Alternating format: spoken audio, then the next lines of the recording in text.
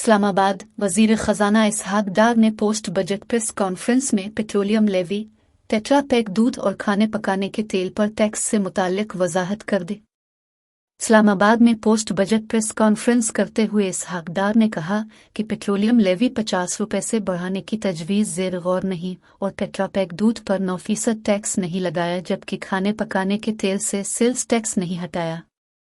उन्होंने कहा कि दूध पर सेल्स टैक्स लगाने की सिर्फ तजवीज़ थी, जिसे मुस्तरद कर दिया गया। वजीर खजाना का कहना था कि टैक्स बढ़ाने से महंगाई में इजाफा नहीं होगा। नए टैक्स इकदामात सिर्फ 200 अरब रुपए के हैं, जिनमें 175 अरब डायरेक्ट टैक्सेस हैं। 9,200 अरब रुपए का टैक्स हदफ हिसाब किताब से रखा है। एक सवाल के जवाब में वजीर खजाना ने कहा कि अब ठेकेदार लाएं जो 12,000 अरब रुपए का टैक्स इकट्ठा कर दे, FBR को 1 साल की छुट्टी पर भेज देंगे।